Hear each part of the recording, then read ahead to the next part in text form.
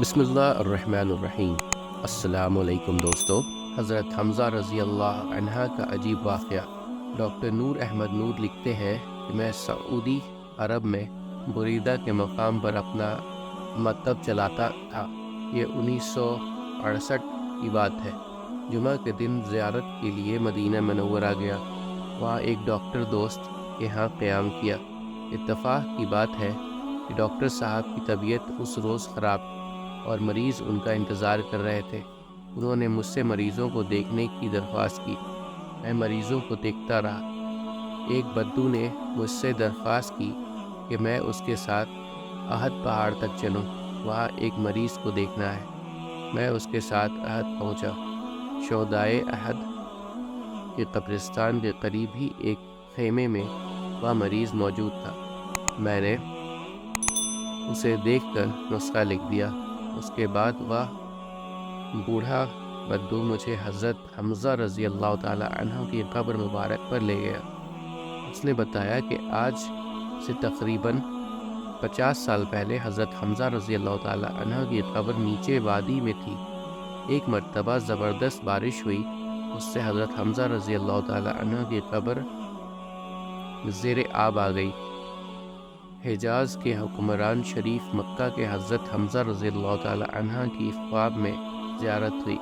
حضرت حمزہ رضی اللہ تعالی عنہ نے ان سے کہا، بارش کا پانی تنگ کر رہا ہے، اس کا بندوبست کرو۔ شریف مکہ نے علماء کرام کو بلا کر ان سے مشورہ کیا۔ مشورے کے بعد قبر کھودا گیا۔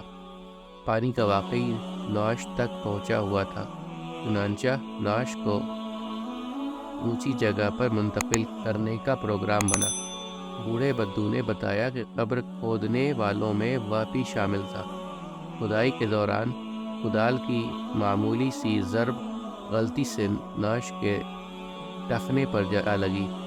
سب لوگ یہ دیکھ کر حیرت زدہ رہ گئے کہ وہاں سے خون جاری ہو گیا تھا، چنانچہ اس جگہ پر پٹی بندھی گئی۔ حضرت حمزہ رضی اللہ تعالی عنہ کے جسم کو کھولا گیا تو دیکھا جسم کے نچلے حصے پر کفن موجود تھا۔ زخم سے تازہ خون رس رہا تھا۔ آپ کی آنکھ نکلی ہوئی تھی، کان اور ناک کٹے ہوئے تھے اور پیٹ چاک تھا۔ وہاں موجود سب لوگ نے حضرت حمزہ رضی اللہ تعالی عنہ کی زیارت کی اور اسی حالت میں انہیں اونچی جگہ پر دوبارہ دفن کیا گیا۔